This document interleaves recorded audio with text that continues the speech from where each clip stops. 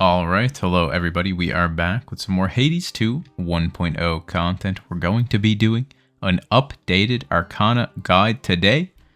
It's going to be relevant for new players, speedrunners, and high fear players. We're going to cover all of our bases. First, we're going to discuss generally how I feel about each Arcana card, their strengths, weaknesses, and use cases, and then we'll get into the nitty-gritty of what I believe you should be using for speedrunning, high fear, each different situation you might encounter, and each different aspect. And please don't forget, if you enjoyed today's video, or if you learned anything from today's video, please do like the video. Comment down below what you disagree with me about when it comes to my Arcana opinions as well. And without further ado, let's get in to our Hades 2 1.0 updated Arcana guide. So first up, we have Sorceress. Your Omega moves are 30% faster. 3 different reasons you're going to want to use this card. Number 1, the obvious case of whenever you want to use Omega moves. You are making these 30% faster. Not only that, but Omega move channel speed is multiplicative, so getting even just a 15% boost from something like Racing Thoughts, a Hermes boon, has a huge impact if you're already running Sorceress at base. Besides that, if you want to use the Huntress Arcana card, while you have less than 100% magic, your attack and special deal 50% damage. Equipping Sorceress alongside of that makes it much easier to expend magic, activating your Huntress. The other use case is that this row right here of 5 cards is usually the row you want to activate to trigger Divinity's Awakening condition. Activate all 5 cards in any other row or column, and Sorceress is part of that row. This will gain you 15% chance to get an Epic Blessing, basically Boon Rarity, and Boon Rarity will always lead to more damage or more survivability, which is going to help you win more runs. When it comes to both speed running and high fear on Sorceress as well, those 3 use cases all do come into play. So there's never really a time you're not going to want to enable this card. Much more safety with faster Omega moves. And much more speed as well. Next up we have the Wayward Sun. After you exit a location, restore 5 HP. An incredible card for new players, allowing you to stay much healthier on your runs, which will help you progress much deeper, much earlier on, as well as allowing you to spend less money on HP restore items if you're getting hit quite a bit, and instead focus on damage, which will really allow you to snowball those runs. When it comes to speed running, once you're at that level, you shouldn't need a card like Wayward Sun. So usually you're not going to enable this unless you need it to activate Divinity, which is very uncommon as well with this row in any way, shape, or form. And now high fear, of course, is very subjective. I don't really want to define a set fear and gatekeep what I consider to be high fear. In my eyes, high fear just means a fear you're trying to clear that you haven't really cleared before. For some people, that might be 16. For others, it might be all the fear. Who knows? Who cares? When it comes to the Wayward Sun, you should be using this card while playing high fear, unless you have the Vow of Scars at its maximum level, which would completely disable all healing effects, which includes the Wayward Sun. Next up, we have Huntress. We already spoke about this card in relation to Sorceress. It's a very good card for speed running if you end up attacking and specialing a lot, as it is an extra 50% damage. This is only going to apply to your weapon damage, the white number that comes out on your attack and special, but it is still quite strong on many different aspects as long as you're using your attack and special. Overall, it is just a good general damage card, and it can be used on high fear. However, typically, you're going to trend towards more survivability options on high fear, as this is not a make or break global damage card. It is rather specific to just your attack and special. But if you find yourself wanting more damage, this is an option for you to use. Then we have Eternity. While you channel your Omega moves, everything moves slower for 1.2 seconds. Although this seems like a pretty strong defensive card, and I could see new players wanting to use it, overall to me it feels like a bit of a training wheels card. For 3 cost and having just a slowdown of 1.2 seconds, it really doesn't feel worth it to me on any sort of aspect, even when they're focused on using Omega moves. For speedrunning, it has no use case as it's going to slow the game down. And for High Fear, once again, the safety versus the grasp cost when you can invest in a different card just isn't really there. Even when you're using an aspect that is purely Omega move oriented, like the aspect of Charon, the slowdown just isn't all that impactful. It's rather brief. As soon as your Omega's gone, it's gone. The 1.2 seconds just doesn't feel all that long. I've tried fitting it in on High Fear, and the things you need to drop for it just don't seem worth it. And the safety you gain with the slowdown also just doesn't seem worth it to me. So I can't really recommend it. 3 Grasp is just too much for a card like this, when you can pick up other 3 cost cards in its stead, like Artificer for more major finds, or something like Lovers for 3 free hits on every single boss fight. Moon is an Awakening condition card. You will see this used sometimes when an aspect specifically night cycles well. What is a night cycle? You have 15% chance to deal critical damage with each move in an Omega combo. An Omega combo is a different Omega move used in succession. An aspect that night cycles incredibly well is Shiva. When you have Night on this, you are always going to be doing an Omega special and an Omega attack, constantly triggering Night. You can see the tooltip for Night right by my Omega bar. It's the skull with the crown.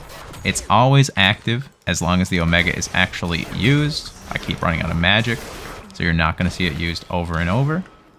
And when you night cycle properly on an aspect like Shiva, and since you are using magic, you can trigger the Awakening condition of the Moon card by activating any surrounding card. Besides that, your other 2 options are Unseen and Eternity. We have already spoken about Eternity. And Unseen, although 10 magic regen per second is nice, is just too costly at 5 Grasp no matter what. There is no use case for this in my opinion. In High Fear, you can spend your Grasp in much better spots. In speedrunning, you can once again spend it in much better spots. And even for new players, I would recommend just pathing towards a magic regen you like within your runs instead of running Unseen at base. Hecuba the Familiar grants you more max magic as well as magic regen, as it can dig up a spirit bubble which will restore 100 magic when touched in every room. Until you can get a proper magic regen online, Hecuba can really supplement your magic regeneration when you need it in a pinch. So therefore, the really only use case for Moon would be when you find yourself on an aspect that can night cycle properly and you want to also activate this card. Then you can get your Hex is also going to charge up automatically as though you used 3 magic every 1 second. It is a solid supplemental Hex charge card on top of a magic aspect. It will get you your Hex charged up that much faster, which isn't bad at all. It is just hard to fill out the Awakening condition while also getting use out of the surrounding cards. Then we have the Furies. You are going to deal 30% damage to foes in your casts. This is an incredible Arcana card. 2 cost for 30% global damage to anything in your casts is amazing. It's both regular cast and Omega cast. You should always be casting. You should always be wrapping your enemy in your cast and playing around your maximum range while having your enemy in the cast. Doing this with Furies is also going to enable you to have an extra 30% damage boost to absolutely every source of damage you have in your kit at the time. For only 2 grasp, it's one of the best cards in the game. You're always going to have it on. In speedruns, you're always going to have it on in High Fear, and I will always recommend that new players unlock this card early and activate it early, upgrade it early. It is a fantastic card to have in your arsenal. Then we have Persistence. This is going to give you 40 max HP and 40 magic for just 2 cost. Even if you are not using a magic aspect, 40 HP alone is an incredible card for just 2 cost. The only time you wouldn't use this is if you're speedrunning and you really just can't afford 2 grasp into max HP, because in most cases you don't need it while speedrunning. You are going fast, you are looking for every damage source, you do not care about your HP. However, sometimes you will see this get used, and we'll talk about it a bit later, on very specific aspects that have a very high magic use requirement. Looking at you, Shiva. But besides that, for new players, you get max HP. For speedruns, you'll see it used to get extra magic when needed. And for High Fear, you get not only 40 extra HP to help with your survivability, which is huge, but you're also going to get 40 extra magic to fight against all the magic priming that does happen in the game. The other reason Persistence can be really nice in terms of increasing your max magic is if you are trying to get your Huntress damage bonus, it does not work if all your magic is primed away. So even if you're not using magic, just having enough magic to use exactly 1 Omega per room to allow yourself to get on that Huntress damage bonus is still huge. So overall, it's a fantastic low-cost card that most times you are going to see ran. Messenger. Your casts momentarily make you impervious and move 70% faster. I really enjoy playing with this card. It is a ton of fun. However, in most Arcana setups, you cannot afford 1 extra cost. Therefore, you don't see Messenger get a lot of play when it comes to standard Arcana setups. If there was a more standard or traditional way to have Messenger enabled alongside all your other Awakening cards you're looking to enable, like Queen and Divinity and even Centaur, then I do think it would be used. However, due to the limiting factors of disabling certain Awakening cards and not having that 1 extra grasp to allocate to Messenger, it is not used very often. However, if you find yourself enjoying the card, I say try it out. We will be going over an entire Arcana board, and maybe I'll give a few options to where you can substitute in Messenger if you really do enjoy playing with the card. I think it's a lot of fun. You do become momentarily impervious when popping your cast, and it's almost like another dash in a lot of ways. Very cool. You can see it has shorter iframes than your dash, but nevertheless it does have iframes on it, and it does give you a short movement burst, which can really help out avoid some crucial damage. Unseen, we already spoke about in relation to Moon, as it is one of the Awakening cards. Restoring 10 magic on a magic aspect can be really nice. However, for 5 grasp, it just isn't worth it. 30 grasp ends up being very tight on the cards you want to have, and there's a ton of strong cards. Allocating 5 grasp to a card like this just never feels worth it at the end of the day, and you'll see that when we fully light up our board a little bit later. Night is another card we have already spoken about due to the Awakening condition of the Moon, but it is a very strong card if you end up Night cycling or using an Omega combo. However, most aspects don't naturally use Omega combos. If you want to use an aspect and force it into an Omega combo to activate Night, more power to you. It just usually isn't optimal for damage. And then of course you also are going to have to pick up a magic regen and then focus on that Night cycle or that Omega combo. However, I will say aspects that do it very well naturally would be the aspect of Momus for the Witch's Staff. You technically can do it on the aspect of Morgan, but it is very unoptimal. You would think all torches can take a good advantage of this. However, if you Omega special and then Omega attack It is only the first actual Omega, I believe, that works in the night cycle. So ends up being very weak for all of the torches, except for the aspect of Eos. This is a great one. If you Omega special and then Omega attack with Eos, that entire Daybreaker projectile, as long as it is out and remains, does have the 15% critical chance buff from Night, which is very cool. The only other aspects that are really going to be able to utilize Night in a good way would be the aspect of Shiva, which we already showed off. And then the aspect of Selene can do it as well if you really want to, with an Omega special Omega attack rotation, charging up your Skyfall well. Swift Runner. This is an incredible Arcana card. Your sprint is 10% faster and lets you pass through most foes in your way. The Swift Runner. Move speed is a great survivability tool. For just one cost, it is huge. Once again, this is also in the row of what you're going to want to look to activate to trigger the awakening condition for Divinity. On top of that, it is completely game-changing to be able to pass through enemies. I did not realize how good Swift Runner was until I started playing Max Fear, and I didn't have it anymore. But just the ability to freely move through rooms and pass through enemies while sprinting is completely game-changing, especially when it comes to big bosses like Cerberus. There is times where the most optimal way to dodge certain damage patterns is to simply scurry through an enemy to get out of the way as quickly as possible. And without Swift Runner, you find yourself getting stuck a lot more than even I realized once I took it off. I can't recommend this card enough. Of course, for speedrunning, move speed equals more speed, so you're going to want to take it.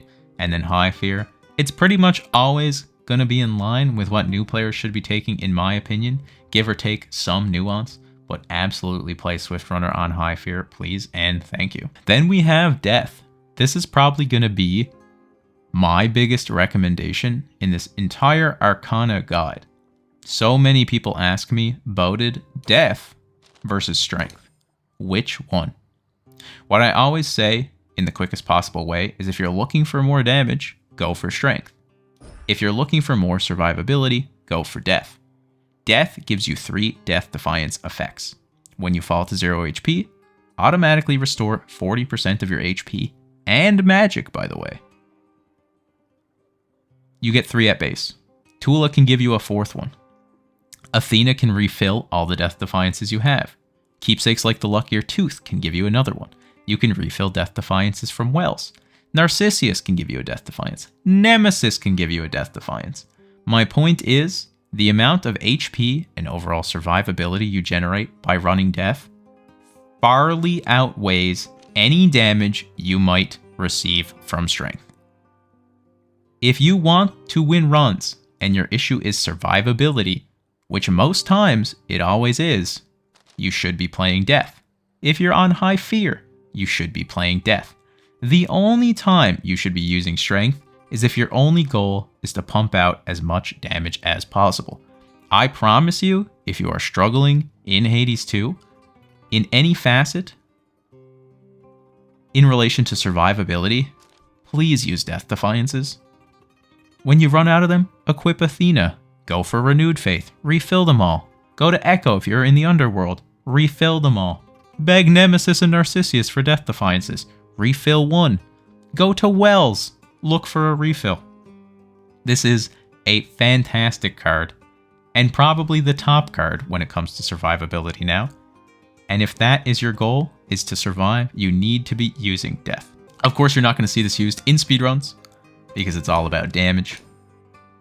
And then you should be taking it on High Fear. That's my opinion. That's my take on the Death versus Strength argument. Centaur is another pretty strong card, gaining 5 HP and 5 magic whenever you pass through 5 locations. It is an awakening condition card, and you are usually going to naturally awaken this one by pathing through the stronger end Arcana cards, which we will do a little bit later when we fully fill out our board. In every case, new players, please try to awaken this one. Speed running, you naturally awaken it. Probably don't need it though. And for High Fear, it is just nice to get more max HP every so often and push back against the priming magic that Vow of Hubris does do. Then we have Origination. This card is massive. You deal 50% more damage to foes with at least 2 curses from different Olympians. Curses are any effect that makes things worse for your foes. You look for the status symbol, and that will be considered your Origination bonus damage. Anything like Scorch, Blitz, Freeze, Hitch, Daze, you name it, is counted as an Olympian curse. You are always going to want to build into 2 consistent and stable curses to proc Origination, so enemies will be taking extra damage throughout a run. This is the main thing that new players need to focus on building around, and it is essential for your builds to have Origination active and to find early, consistent curses to use to trigger this damage bonus. It is used in Speedrun. It should be used in High Fear as well. In most cases, in some very small edge cases on High Fear, you might see something like Knight plus Artificer and you might drop Origination. But even then, I don't recommend this. If I have to drop something on High Fear, 5 cost for 5 cost, for me it's the 300 gold from Boatman instead of the 50% damage from Origination. Admittedly, some aspects that want to start a very specific thing and use a very specific attack or special for whatever reason can sometimes struggle to get Origination online with 2 curses. However, even still, 99.9% of the time you're going to want to have this card active and you're going to want to path towards 2 early, consistent, strong curses that are always applied on enemies, so you'll have 100% Origination uptime. The Lovers. You take 0 damage the first 3 times you are hit in Guardian encounters. This is one of the best survivability tools we have access to in Hades 2. 3 free hits per boss fight is massive, especially when those hits can be a Typhon Chin Slam or a Chrono Scythe. It will literally save you runs. New players, use this card. Do not overlook it. High Fear players, you better have this equipped or you better be the best in the flipping game. And then even for speedruns, most of the times you're finishing your runs with White Antler, so having that Lover's safety against Kronos or Typhon when you have a maximum of 30 HP is huge. It's going to save you so many great runs and really allow you to be as aggressive as possible without having to worry about losing your run to a boss.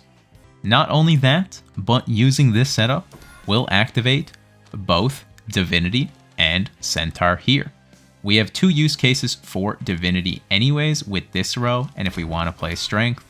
But if we are running pure survivability, this is going to be what triggers your Centaur and your Divinity, which is massive, and it allows you to take off Sorceress and maybe even play Wayward Son instead, which can be a run saver as well. If we're talking about pure new player survivability, we want to win runs as consistently as possible. We want to use all the survivability tools at our disposal. Now we're going to talk about our reroll corner, as people call it. That is the Enchantress, Boatman, Champions, and Fates. First up, Enchantress. You have +3 rerolls, and this will enable you to alter location rewards, changing any sort of door reward into something else. This can be very influential, especially at mid-bosses that are going to guarantee you a boon and will allow you to reroll it from a boon you may not want into the boon you desperately need from a specific god. It is incredibly helpful to make your runs much more consistent and much more stronger overall. Then we have the Champions. You get another 3 rerolls, and this also gives you the ability to alter boon choices, which means if you get 3 boon rewards from a god, and they offer you one you don't want, this allows you to re-roll it into a boon you might be desperately looking for, giving you better chances at hitting duo boons and legendaries, and even just once again getting your runs more consistent and even stronger as you're getting the boons you think you need much earlier on instead of having to wait until you see that god again. Then we have the Fates. You get another 4 rerolls. If you have the Fates active alongside Enchantress and Champions, that means you're going to have 10 rerolls total, and you can use them on any sort of menu as well as any sort of location to activate this card. The awakening condition is to activate all surrounding cards, meaning you need to activate Boatman. It is a hefty price to pay, 5 grasp for 300 gold, but when you add 4 rerolls on top of that, it is a price well worth paying. 300 gold with the Vow of Debt at the lowest level is 2 extra boons already covered, helping your early game out, meaning you don't have to worry about money until the second region of a run realistically, and picking up those extra 4 rerolls, allowing you to make much better decisions in your runs. Getting the boons you want earlier on is massive. I heavily recommend running this entire corner for a very strong, consistent run and an overall great early game. This here is actually the 30 grasp that I use as my standard high fear Arcana set, and overall is what I actually recommend for new players to use as well, with just one small twist. If you don't find yourself using Omega moves as well as Huntress, then you should be enabling Wayward Sun if your Vow of Scars is not at maximum, which of course would disable your healing, rendering this card useless. If you are using Omega moves but still desperately want Wayward Sun, you can also drop Swift Runner. This is going to disable your divinity for just a quick second until you enable Wayward Sun. You get that back, and you're just trading off that 10% sprint speed, which can be made up for through boons, and even Gale the Familiar does give you dodge chance and move speed. And you will no longer be able to pass through enemies, which I don't personally enjoy, but I also do play with the Vow of Scars at maximum, and I do think if the Vow of Scars did not completely disable Wayward Sun, that this is what I would do as well, because the trade-off here, in terms of survivability, is well worth it. Another option here that I'm going to give you, if you feel like you have plenty of damage and want more overall mobility, would be to drop the 30% damage to foes in your casts from Furies, go for the mobility and pass through enemies of Swift Runner, and also enable the Messenger, so your cast is going to momentarily make you impervious and move 70% faster as well. Sadly, this will disable the Queen, because we have more than 2 cards that use the same amount of grasp, and that does take away 10% duo chance, but there is always going to be give and take when it comes to grasp setup. And I wouldn't overall recommend this because I do think the Fury's damage bonus is absolutely incredible, but I do want to just throw some options out there for people to experiment for themselves. At the end of the day, there is plenty Arcana setups that can get the job done, and you can have a ton of fun with, and it's just a matter of figuring out what works best for you. Another one that may seem a little scary but could help some people out if they are not struggling so much on bosses but more so getting to room, and especially if you're playing without the Vow of Rivals on, dropping Lovers isn't so bad against the base bosses and would allow you to pick up both Wayward Sun and Huntress for more damage there, once again disabling Queen sadly, but it is another solid strong option. For those who really enjoy Eternity, you could also play that off of this, which would activate Moon and keep Queen active. Although once again, I do not find this card very worth it in any way, shape, or form. When it comes to speedrunning, the standard Arcana set would just be this as well. However, in most cases, unless your aspect demands magic and is incredibly magic inefficient, you are going to be dropping Persistence for Huntress, as it is just extra damage, and that's all you're looking for speedrunning. And then you are going to switch from Death to Strength, once again throwing away all survivability options for as much damage as possible, as that is the best way to go as fast as possible. I did also mention dropping Boatman on high fear sometimes. I will do this on occasion for Artificer, which can change any minor find into a major find 3 times. You can get an early game Daedalus Hammer or an extra boon very early on, as early as room 2 after grabbing your Onion. Getting a minor reward, turning that to a major reward, can really help out some of the weaker aspects in the game. Not have to fight through an extra room without any sort of boon. And then you can add Huntress for more damage, or if you're night cycling well, slap that on for 15% critical chance on each different Omega move. The next card up is Artificer. This is a very strong card. It just isn't worth it compared to the other cards enabling it can be difficult. 3 grasp usually means you're trading out some sort of survivability or damage option, or both, to get this enabled. You have 3 chances this night to turn any minor find into a random major find. Sometimes you will just turn your ashes or your bones into HP or money, which can be helpful. Other times you can turn them into boons and dataless hammers, which can mean everything for a run. However, it's very inconsistent and once again hard to slot in. It can be fun to play, give it a try. I quite enjoy this card, but on high fear, and if your goal as a new player is just to win runs, most of the times it just isn't worth it. And then of course in speedrunning it is going to slow you down to do this 3 times, so it's not recommended. Next up we have Excellence. Any boons you find have a 50% chance to include legendary or at least rare blessings. Trading out 5 grasp for this effect, even if you are desperately hunting down a legendary, just isn't worth it. I believe the way the math checks out, it barely actually influences legendary odds as well. I have used it since they gave it a buff back in the Unseen update, I believe, and I barely noticed any different to fishing for legendaries. You guys know I love a legendary boon. If this thing was anyway half decent, I would have it on all day, every day. Queen, of course, we've mentioned a few times now. It is just an awakening condition card. Activate no more than 2 cards that use the same amount of grasp, and you get 10% extra duo chance. Plenty of duos in the game are incredible for survivability and damage, and you really want to see them if you're building towards them. So being able to awaken this card is very helpful, although not necessary.